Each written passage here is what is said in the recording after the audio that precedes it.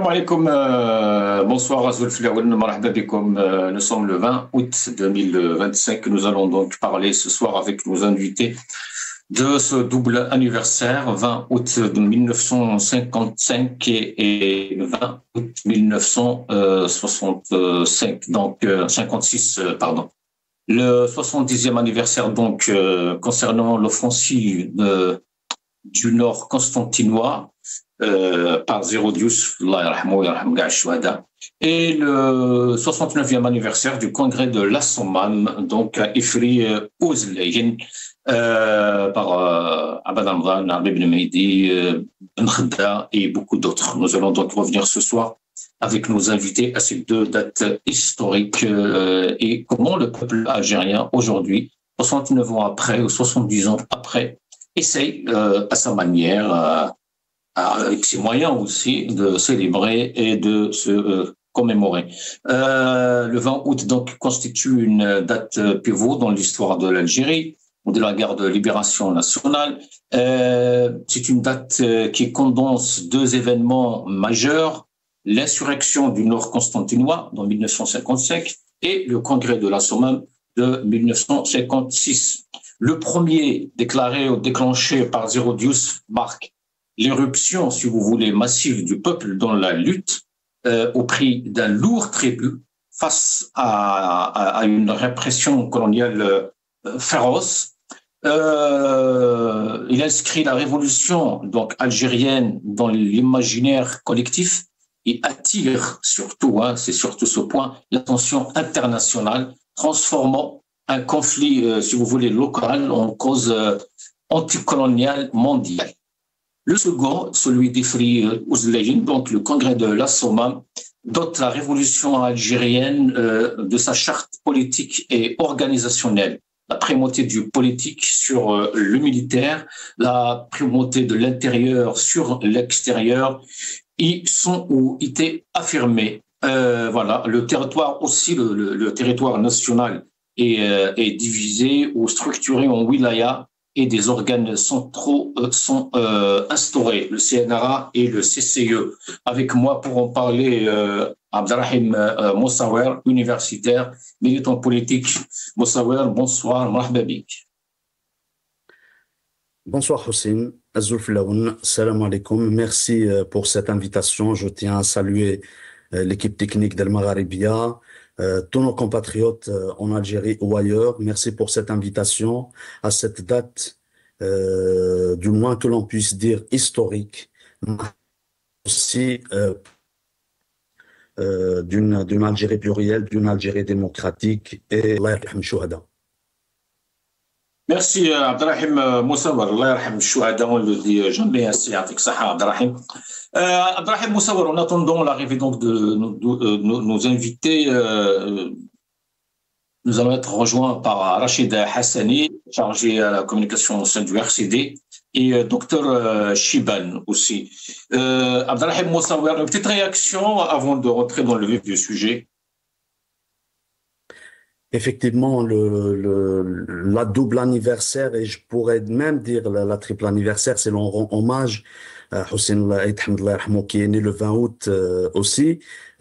Donc ce double anniversaire des attaques du Nord du Constantinois le 20 août 1955, et puis une année après, d'ailleurs cette date de l'insurrection du Nord du Constantinois a été choisie pour la tenue d'un congrès qui serait quelque part une charte, un pacte, plus une organisation, non seulement de la guerre de libération sur le plan militaire, mais des dessins, des projections sur une organisation de l'Algérie pendant la guerre de libération, c'est-à-dire une organisation institutionnelle, militaire, civile, politique, etc., mais aussi sur ce que serait l'Algérie libre et indépendante. Si aujourd'hui on rend hommage, et je suis persuadé, au même titre que tous mes compatriotes et toutes mes compatriotes en Algérie,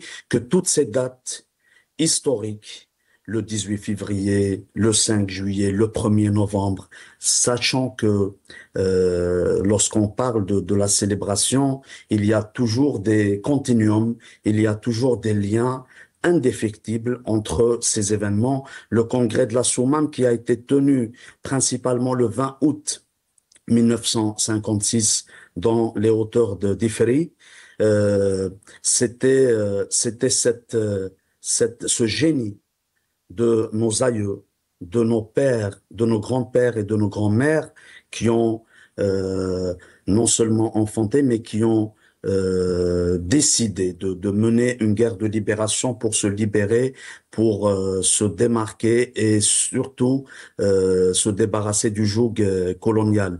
Le 20 août 1955, tout le monde sait combien d'Algériennes et d'Algériens ont été tués après cette insurrection menée dans le nord du Constantinois, notamment par Zerod Youssef et tous ses compagnons de guerre, Rabbi yarhamhum.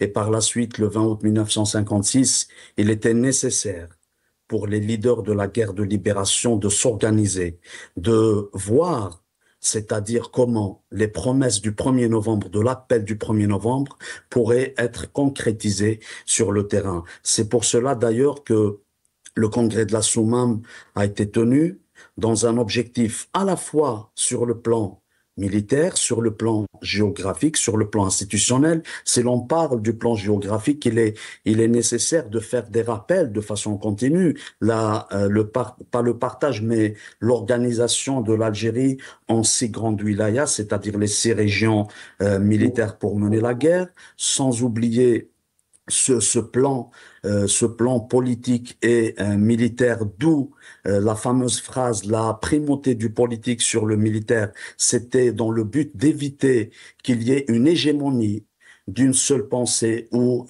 d'une seule institution, parce que nos aïeux, non seulement ils se battaient pour la libération de l'Algérie, mais ils se projetaient dans l'édification d'un État de droit, un État civil et non militaire. Ce ne veut pas dire que l'institution militaire va être exclue, sans oublier le plan organisationnel et institutionnel. D'ailleurs, le congrès de la Soumam a mis en place les jalons de ce qu'on appellera plus tard le CNRA, Ok.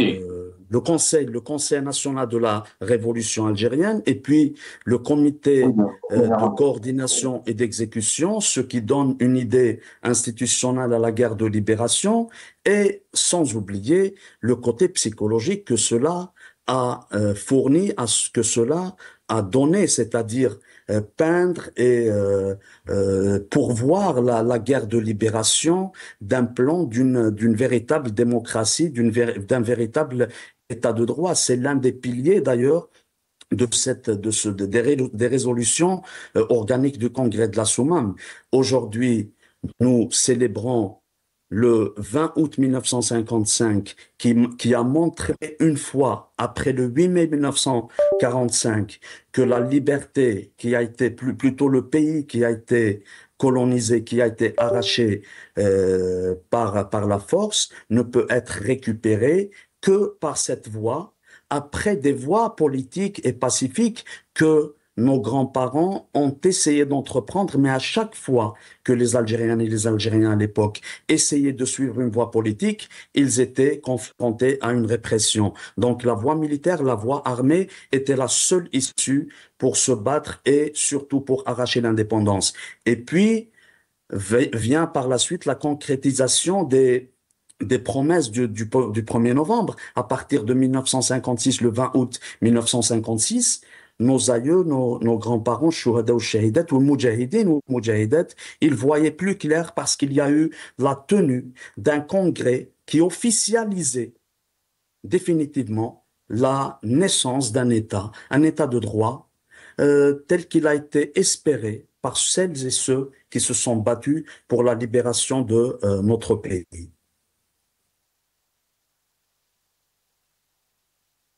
Oui, Abdelrahim Moussaouar, mais quand vous voyez l'état de la nation, du pays, 69 ans après ou 70 ans après, tout dépend de quelle date on voudrait démarrer.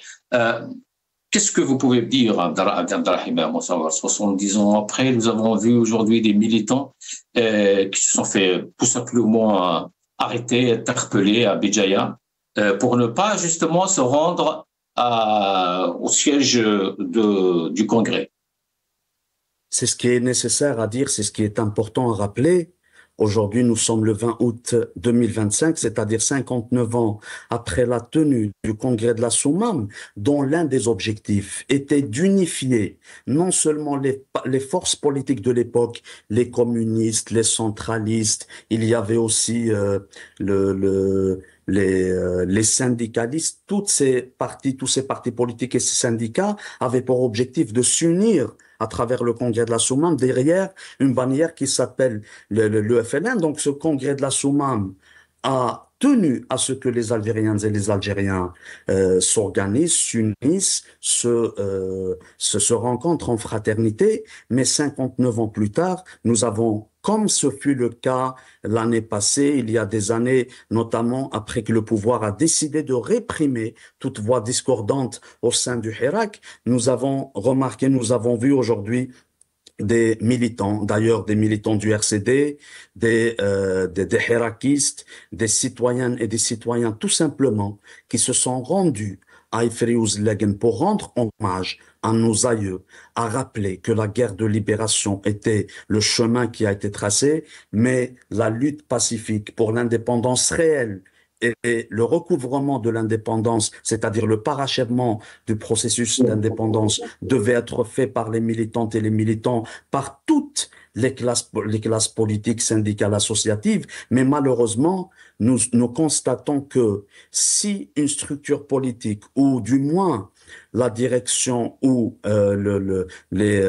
c'est-à-dire l'organe d'un parti politique, je parle des administrations, rentre dans les agendas du système. Dans ce cas-là, c'est les bienvenus. Ils peuvent s'organiser en quelques dizaines de personnes, mais le peuple, on revient aujourd'hui à la question du parti unique, de l'idéologie unique, de la pensée unique. Ça veut dire que la célébration, la commémoration des dates historiques qui touchent à l'Algérie ne doivent être célébrées, ne doivent être faites par le peuple. Aujourd'hui, on assiste à une extraordinaire démonstration du contraire qui a été l'une des résolutions organiques du congrès de la Soumam, à savoir la primauté du politique sur le militaire, ce mot qui était cher à l'Arbi Ben Mehdi, à Ben Ramzan, l'Algérie nouvelle de Abdelmadjid Tebboune en 2025 et des généraux assassins, des généraux des business qui ont failli depuis 1962,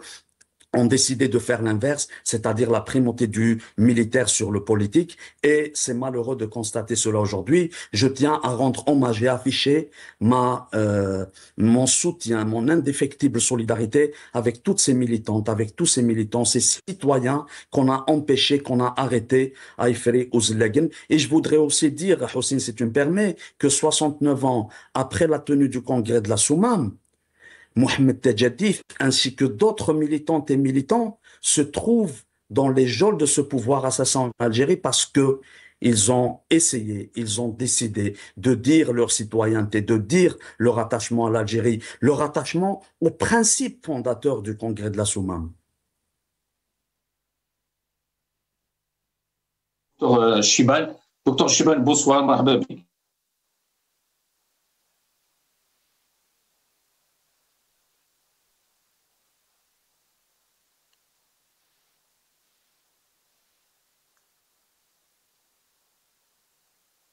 Docteur Mohamed Lamine Chiban, je ne sais pas s'il nous entend ou pas, Oui. Mohamed Lamine Chiban. Oui, je vous entends. Ah, très bien. Bonsoir, bienvenue. مرحبا بك. الله يرحب بيك. شكرا سي حسين، وتحية إلى زميلنا اللي راهو معاكم، وتحية إلى كل الشرفاء وأحرار الجزائر. Merci, Tahia Liho. Docteur Chiban, donc 69 ans après l'offensive du Grand Constantinois, 70 ans après le congrès de la Soumam, nous sommes là à parler encore des libertés individuelles, des libertés collectives. Mais peut-être avant ça, un petit mot au docteur Chiban par rapport à ces deux dates historiques. Absolument. C'est des dates qu'il ne faut pas oublier. Ernest Renan disait, les vrais hommes du progrès sont ceux qui ont un regard profond du passé. Oui. Qu'est-ce qu'un fleuve sans sa source?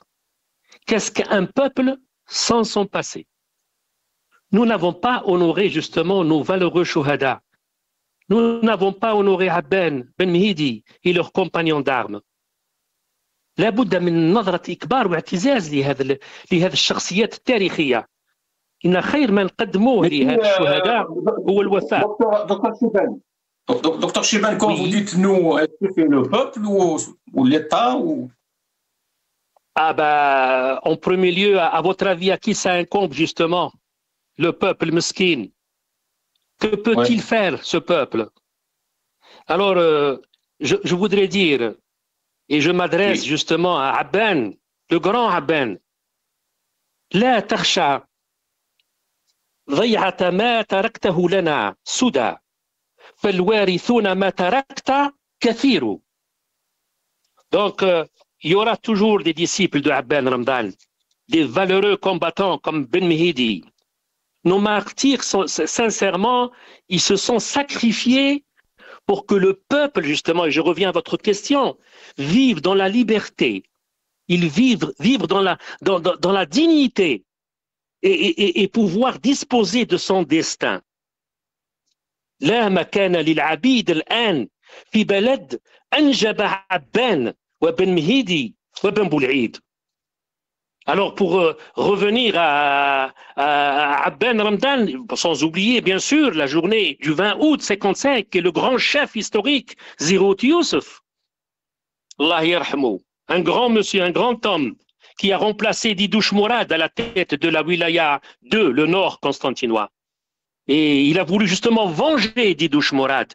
Didouche Mourad qui est parti très tôt, janvier 55, 2 mois après le déclenchement de la révolution, notre glorieuse révolution. En janvier, Steshhed Didouche Mourad, un Algérois, à Taoul le nord constantinois. Alors, à août, Zirot, il a pris la relève. Et quelle relève? Alors, maintenant, pour revenir à 56, et le 20 août 56, d'abord, rendre à César ce qui lui appartient. Omar dire qu'il ne faut pas oublier, c'est lui qui a formé Abban Ramdan. Vous me suivez, c'est Hussein? Oui, absolument. Ah bah très bien. Alors, Abban, il a pris l'initiative justement, selon M. Ben Youssef Ben Khadda, le grand pharmacien Ben Youssef Ben Khadda, pour désigner la direction officielle du FLN. N'oubliez pas que le déclenchement en novembre 54, et entre novembre 54 et toute l'année 55, avec la disparition de Didouche Mourad, l'arrestation d'un deuxième chef historique, Rabh Bitat, et donc il fallait, et il y a eu le 19 mai 56, qui était la grève des étudiants, il fallait faire une pause et organiser cette révolution. Et c'est ce qu'il y a eu, M. Abban Ramdan, justement. Alors, il a envoyé un émissaire au chef de Wilaya, à Zirot, justement, il avait confié, quand il en premier lieu, Ammar Rachid, un étudiant, Allah yarhamou, un grand monsieur. Ouais. Alors Zirot, il avait confié le Saad Dahleb, qui est un proche de Abban Ramdan. D'ailleurs, c'est des camarades de lycée. سعد دحلب ولا مين دباغين l'élite تمنينا تكون l'élite actuelle qui m'a cette élite de la révolution.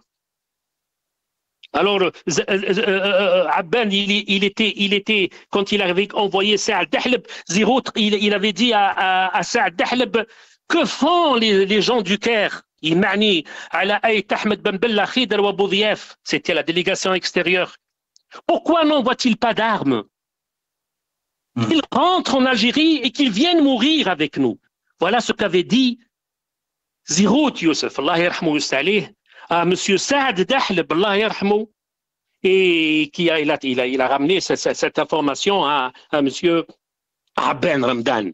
Alors, qu'est-ce qu'il faut dire de cette journée du congrès de la Soumam? Je ne sais pas si je laisse l'occasion à mon camarade de prendre un peu des mots ou alors je continue. Qui m'a habité, c'est Hussein. Je reviens vers vous, docteur Chibane. Restez avec nous, nous allons écouter. OK. Nous allons regarder cette petite OK.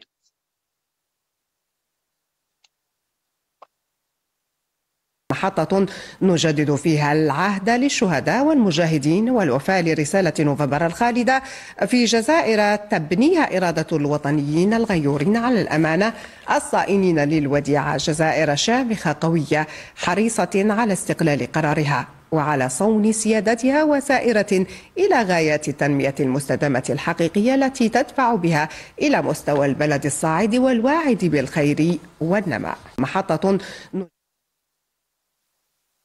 Voilà, Abdelrahim Moussaouer, je reviens vers vous, Abdelrahim Moussaouer. Beaucoup de questions, nous allons pas, enfin, on n'aura même pas le temps de parler de toutes ces élections, de tous ces éléments, questions par rapport à l'histoire. Mais Abdelrahim Moussaouer, aujourd'hui, les Algériens, c'est vrai qu'ils s'intéressent à l'histoire, mais ils s'intéressent beaucoup plus à aujourd'hui, à l'actualité. C'est vrai qu'il ne faut pas perdre l'histoire ou l'itinéraire d'objectifs, mais il se pose la question par rapport à aujourd'hui, par rapport à demain, ou à ces gens qui nous gouvernent aujourd'hui, quelle est leur relation avec l'histoire, et est-ce qu'ils sont vraiment dignes de cette histoire ou pas? Le néocolonialisme, mon frère Hussein, quand on parle du néocolonialisme, ce mot, ce terme qui nous a été longtemps reproché, revient aujourd'hui, il se met sur la table, non seulement des discussions, mais la table médiatique, des leaders politiques, des politiciens, que ce soit en Algérie ou ailleurs, parlent aujourd'hui du néocolonialisme, et c'est une bonne chose. Pourquoi il s'agit d'une bonne chose? Parce que dire que le pouvoir qui nous gouverne en Algérie est un système ou un pouvoir néocolonial, c'est de rappeler que ma ashbah al-yawm bil-ams. Hier, la ville de Kharrata, Strif Galma, si je me permets de préciser seulement cette ville de Kharrata qui est ma ville natale, Kharrata, c'était la ville du 8 mai 1945 qui a connu des centaines et des centaines de shuhada, que ce soit dans les massacres du 8 mai, pendant les massacres du 8 mai 1945 ou pendant la guerre de libération.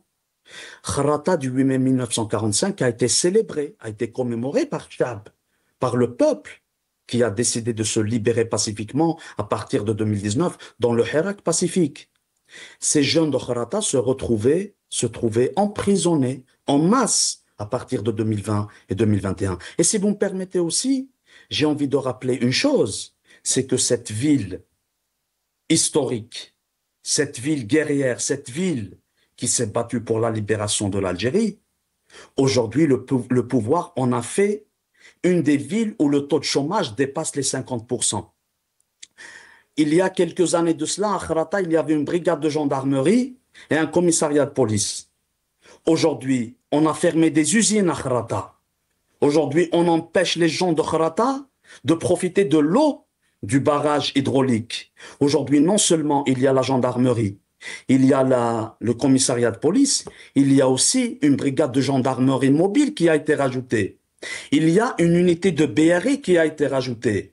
Il y a une brigade de mobile de police judiciaire qui a été faite à Kharrata. Ça veut dire que tout ce que je disais depuis le temps, Kharrata, il s'agit d'une petite Algérie, un échantillon d'un pays qui est gouverné par un système qui a confisqué la véritable indépendance, qui a été ramenée, qui a été arrachée après un lourd tribut humain, le sang, les familles qui ont été déchirées par la guerre.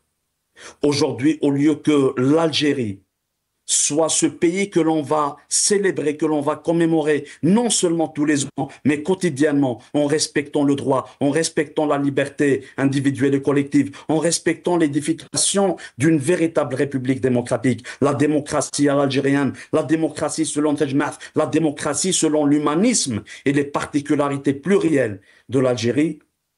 On a décidé, le pouvoir néocolonial a décidé d'emprisonner les enfants de l'Algérie. Il a décidé de ne jamais regarder l'histoire en face. Ça veut dire que tous ces sacrifices qui tendaient, qui allaient dans la direction de l'édification d'un État de droit, de l'édification d'une république qui permettrait à ses enfants de vivre dignement.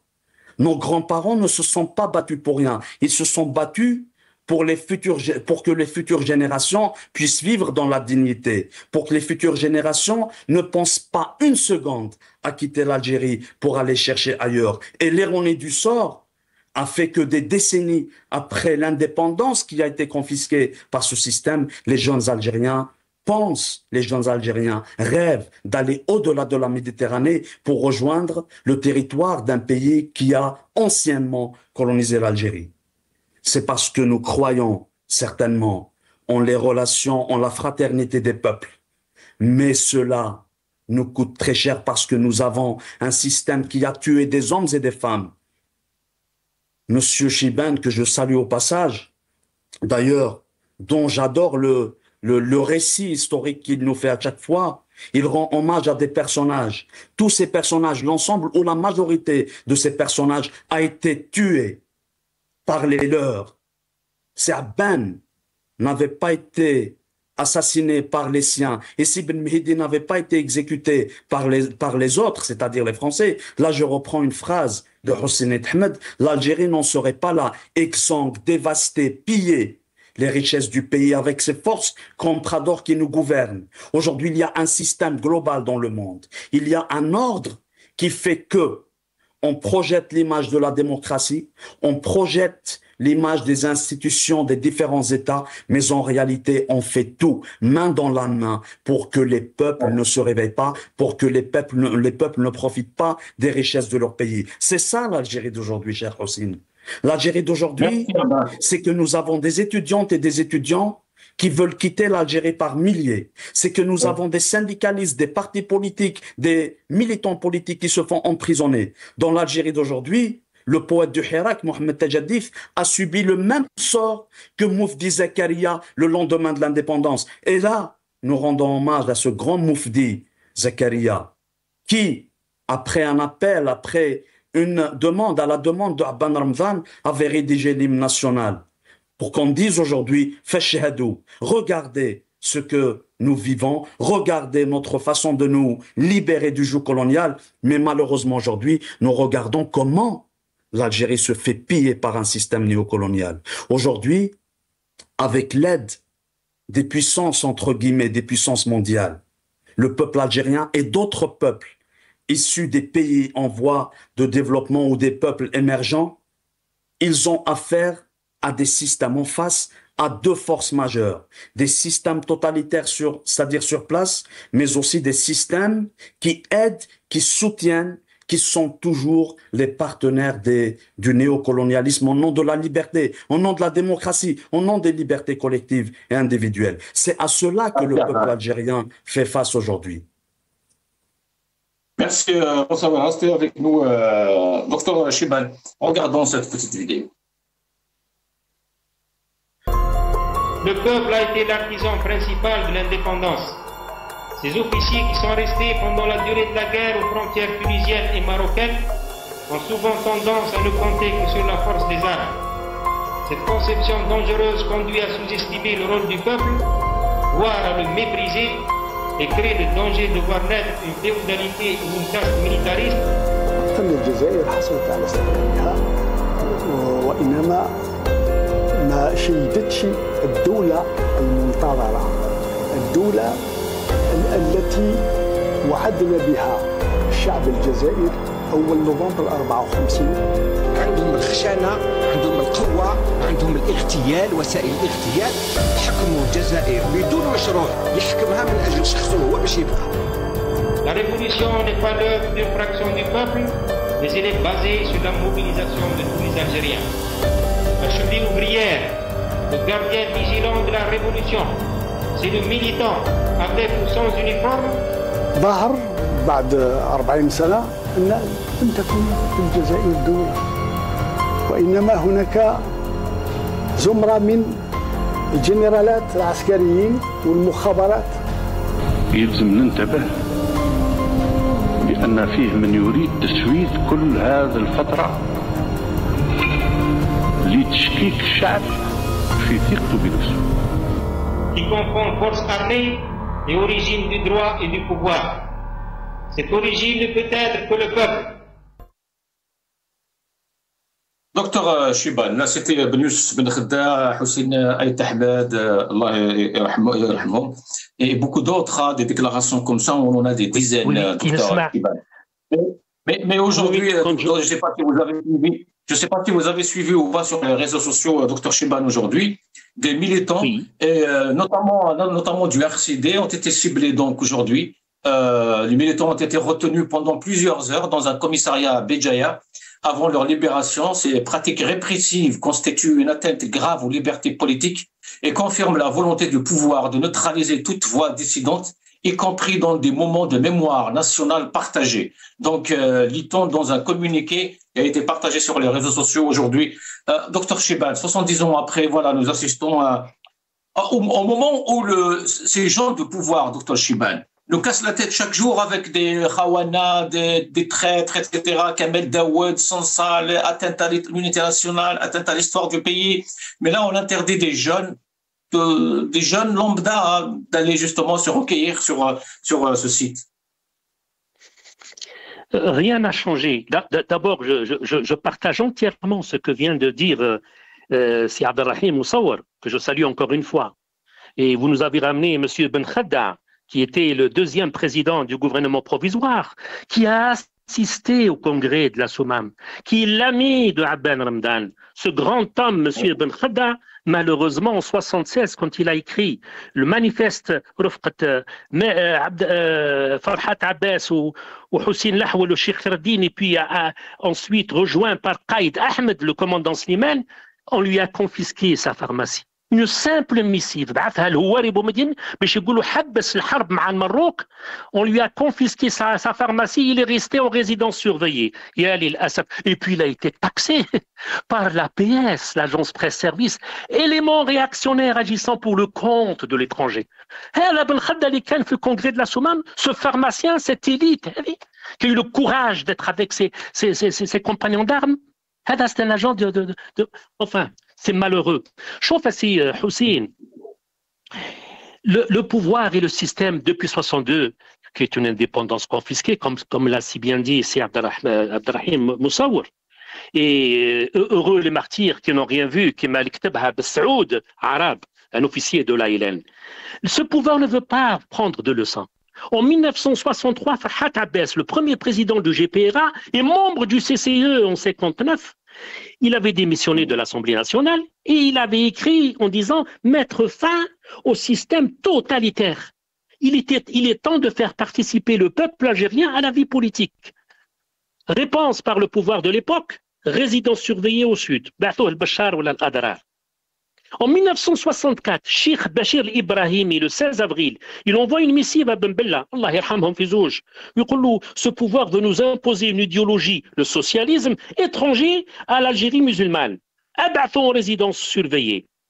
En 1976, je viens de le dire, ce manifeste, Farhat Abbas confisqué la pharmacie, Ben Khedda كيف الشيخ خردين ما لقاوش نحاولوا l'usine تاع ولده et Hussein Lahwal lui ont bloqué sa paix. Hussein Lahwal, le chef de l'MTLD PPA. Donc, vous voyez un peu, en 1995, le contrat de Rome, les fils deux chefs historiques, Ahmed Ben Bella, premier président de l'Algérie indépendante, Aït Ahmed, parmi les 9 chefs historiques de la Révolution, Abdelhamid Mehri, qui était membre du CCE en 1959, Rafqat Lamine de Barine ou Farhat Abbas, ils avaient assisté ils ont voulu la réconciliation et l'arrêt de l'effusion du sang. Rafqat le grand maître, Ali Yahya Abd al-Nour. واش داروا لهم في وقت زروال؟ خرجوا لهم جماعة تجي تخرج في الطريق يقولوا خونة مجرمين مرتزقة. Ben Bella Khawana. يا للأسف حبوا الدم 250 000 morts et 25 000 disparus. Donc, comme l'a si bien dit Hussein Aït Ahmed, il dit ce système est non seulement incompétent, incapable de résoudre les problèmes des Algériens, mais il empêche les Algériens de les résoudre eux-mêmes. شوف الغريب في الأمر يعني. الغريب. Et puis ça a été bien sûr la réponse du pouvoir de l'époque. Un non-événement. Un non-événement لبن بلة وأيت أحمد وعلي يحيى عبد النور التاريخ يشهد عليكم. Et puis, sans oublier, Maître Ali Abdel Nour, quand en 99, il a dit « Je suis heureux de voir ce peuple se soulever contre ce pouvoir totalitaire ». Ça, c'était en 1999. Donc, revenons maintenant. Il y a une valeur qu'il ne faut pas perdre pour aucune raison au monde, c'est sa dignité. En parlant de renouveau, de quel renouveau vous parlez? D'une population tétanisée? D'une population démoralisée, craintive, surveillée, appauvrie. Docteur Chibane, justement, la question qui s'impose peut-être, c'est que est-ce qu'on pourrait réaliser justement ce renouveau en éloignant le peuple? Mais bien sûr que non. Il y a un fossé entre le pouvoir et ce peuple. Ce peuple qui n'ose plus parler, il est démissionnaire. Quant à l'élite, pauvre élite, une élite désintéressée, insensible aux attentes du peuple, une élite démissionnaire. Quant aux médias, les médias aplaventristes, les médias soumis, inféodés, se sont transformés en la voix de son maître. Un pays, l'île Assaf, otage du passé, comme vous venez de le dire. Et puis si tu parles, comme ils l'ont dit à Farhat Abbas ou Ben Khadda. Donc, ça ne m'étonne pas. Quant à cette partie du peuple, comme l'a si bien dit, c'est Abdelrahim, hein, le désespoir d'une partie de la jeunesse qui fuit le pays au risque de périr en mer Méditerranée. Mon amertume pour un pays pétro-gazier. Des Algériens qui fuient leur pays hein, par flouka, babour, de fortune. C'est des pauvres victimes d'un système d'une mauvaise gouvernance, de la hogra, d'une richesse mal répartie entre les Algériens. Il faut appeler un chat, un système qui a échoué à leur offrir les droits et les opportunités. De quoi vous parlez de ce système? Ce système n'a pas encore compris la profondeur du soulèvement de 99, mais malheureusement, en 88, un chahut de gamins qui nous empêche de faire la sieste. C'est ce que nous avons compris en deux mots. Hein. واحد قال un chahut de gamins والأخرى قالت خلينا نديروا القيلولة. Un peuple, il est fatigué de cette malvie. Un peuple qui ne mérite pas d'être enfermé. Un peuple, une jeunesse assoiffée de changement. Mais quel changement? Rien n'a changé. C'est toujours la même chose. L'Algérie perd de plus en plus ses compétences, ses cerveaux, ses diplômés universitaires, qui veulent tous quitter, comme l'a si bien dit c'est Abdelrahim Moussawar, s'établir à l'étranger pour mieux vivre et s'épanouir justement. L'île Assaf, 2000, on parle de l'Algérie nouvelle. De quelle Algérie nouvelle? Où est cette Algérie nouvelle? Ce sont les mêmes pratiques d'un système sclérosé, hermétique, fermé à toute discussion, à tout dialogue. Où est nous le dialogue, Hada? Ils ont parlé d'un dialogue fin de l'année. Oui, non, on ne voit pas une lueur d'espoir à ce dialogue avec cette opposition.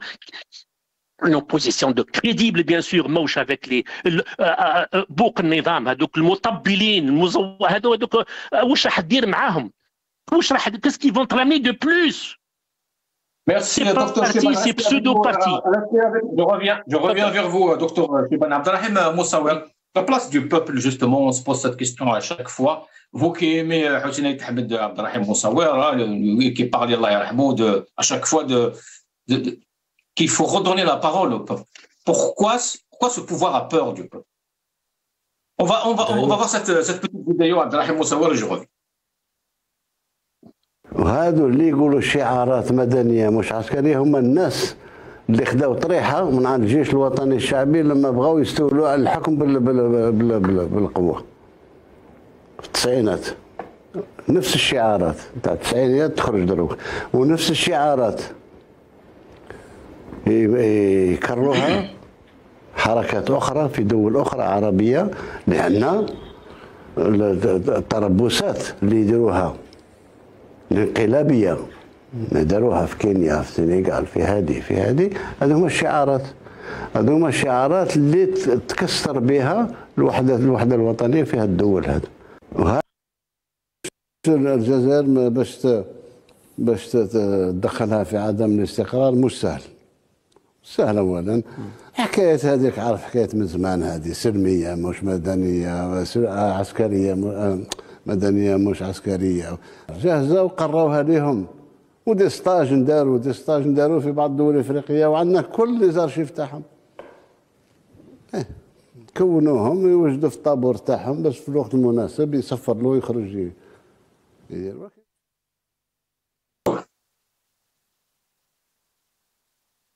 J'ai envie d'abord, avant de parler de la place du peuple, j'ai envie de dire dans un premier temps que ce président désigné d'Al-Mouradia, qui est toujours sous la houlette d'un système néocolonial, du système des généraux en Algérie, rien ne le différencie de ceux qui l'ont précédé. Rappelons qu'en mars 2019, 3, 4, 5 semaines après le début du Hirak, ce pouvoir, son APS et sa télévision officielle n'arrêtaient pas de diffuser des vidéos des années 90 pour faire peur au peuple algérien en disant leur fameuse idéologie « Après nous, c'est le déluge ». J'ai envie de dire aussi que ce président désigné qu'on vient d'écouter, qui parle avec un langage qui ne peut pas du tout honorer le poste d'un président de quel pays? De l'Algérie. Le peuple a plus de maturité, a plus d'éducation, a plus de conscience que ce triste personnage. Et j'ai envie de rappeler en dernier que concernant le peuple, comme le peuple a résisté pendant 132 ans à la colonisation, le peuple en Algérie aujourd'hui, il continue sa résistance pacifique contre un système néocolonial. À partir du moment où toutes les voix discordantes, à partir du moment où même lorsqu'un bus chavire ou tombe du haut d'un pont et que l'on emprisonne le chauffeur, ce qu'on appelle dans le langage algérien le receveur, etc., cela montre les intentions du système, c'est-à-dire adosser toutes les responsabilités au peuple. Nous avons un peuple conscient des choses, l'un des peuples ou le peuple des plus pacifiques au monde qui a compris les risques et les dangers qui guettent sur l'Algérie. Mais ce peuple qui continue de dire aujourd'hui à ce système face auquel il résiste, ressaisissez-vous, écoutez la voix du peuple, écoutez la légitimité populaire. Le peuple vous dit, nous ne sommes pas dans la vengeance, nous ne sommes pas dans la revanche, mais nous sommes sur le chemin qui a été tracé par nos aïeux, celui de la construction, de l'édification d'un état de droit, des libertés, et surtout de la liberté d'exister en tant que peuple algérien, de jouir de sa personnalité algérienne. Le peuple algérien ne fait que rappeler à ce système qu'il n'est jamais trop tard pour changer, qu'il n'est jamais trop tard pour écouter la société, qu'il n'est jamais trop tard pour revenir à la voix du peuple. Donc ce peuple descendant, comme vient de le rappeler notre Oustaz Dr Chibane, le peuple algérien des plus pacifiques, le peuple qui a résisté, on a assassiné sa crème, mais ce peuple continue d'enfanter des militantes et des militants, des syndicalistes, des citoyens qui parlent, des citoyens qui proposent des solutions. Mais à chaque fois qu'un citoyen se trouve dans une situation de discussion politique ou même lorsqu'il fait un post sur Facebook en Algérie, il risque d'aller en prison. Comment pourrait-on différencier ce système qui nous gouverne de l'ancien système colonial? Donc le néocolonialisme est la continuité logique du colonialisme, et donc le peuple algérien continue dans sa résistance. La différence aujourd'hui, c'est que le peuple il mène une résistance pacifique. Nous ne sommes pas dans des projets politiques, nous ne sommes pas dans l'opposition, parce qu'en réalité, faire de l'opposition, faire de la politique, proposer des projets politiques, c'est lorsqu'il y a des institutions, c'est lorsqu'il y a des partis, c'est lorsqu'il y a possibilité de s'exprimer politiquement. Mais tant qu'on est réprimé, tant qu'on est emprisonné, tant qu'on est malmené dans son pays, tout simplement parce qu'on veut faire du syndicalisme, de l'associatif et du politique, ou de la politique, cela s'appelle la répression, et donc le peuple continue de résister pacifiquement. Merci Abdelrahim Moussaouer. Docteur Chiban, un mot de la fin vous revient. Les décideurs doivent comprendre une chose, qu'il faut s'ouvrir à la population, libérer la justice, libérer les médias, rompre avec le clientélisme pour mettre fin et pour aller de l'avant. Quand ça suffit de vendre des chimères ou des illusions à ce peuple. La justice est la pièce maîtresse de tout départ vers la démocratie. Et le Hirak demeure un danger pour les privilégiés du système et de la rente. Et alors, tolérer la dictature, ou c'est le désordre? Allège le désordre. Prenons l'exemple du Sénégal. Prenons l'exemple de la Turquie. Prenons l'exemple de la Malaisie. Est-ce que vous savez que nous sommes en Afrique, que ce soit du point de vue économique, université, propreté, les moins corrompus, nous ont dépassé tous ces pays africains. Il faut s'inspirer de l'exemple de ces pays. Nous ne pouvons pas construire notre pays en empêchant les Algériens de s'exprimer librement. Et je termine. Chauffe Hussein. Vous pouvez tromper quelques personnes tout le temps. Vous pouvez tromper tout le monde un certain temps. Mais vous ne pouvez tromper tout le monde tout le temps. Ça, c'était Abraham Lincoln. Alors maintenant, il est temps de regarder, de se regarder en face d'une glace et de faire son autocritique. Parce que ce peuple, c'est la malvie. Plus de 60% des Algériens, ils sont mécontents de leur système éducatif, de leur système de santé. Ces Algériens, ils veulent réellement un changement. Laissez le peuple s'exprimer librement et en toute sécurité, sans crainte. Il faut écarter, il faut écouter ce peuple. Il faut écouter son élite. Laissez les compétences s'exprimer et donner leur avis. Ça suffit du clientélisme. Et puis surtout, ne pas oublier ceux qui ont dilapidé les richesses. On veut oublier tout ça. On veut faire oublier à ce peuple ceux qui ont bradé nos richesses, ceux qui ont déposé leur argent dans les banques étrangères, en France, en Suisse, en Belgique, à Monaco et à Dubaï. On veut connaître ces noms. Et puis d'ailleurs, maintenant, la France, elle a fermé les visas pour cette nomenclature. Il est temps que ce pauvre peuple puisse jouir de ses richesses. Je vous remercie encore une fois, sans trop tarder. Et mes salutations encore une fois, c'est Abdelrahim Moussaouer. Merci, docteur Chiban. Merci, Abdelrahim Moussaouer. Merci à vous toutes et à tous. À demain.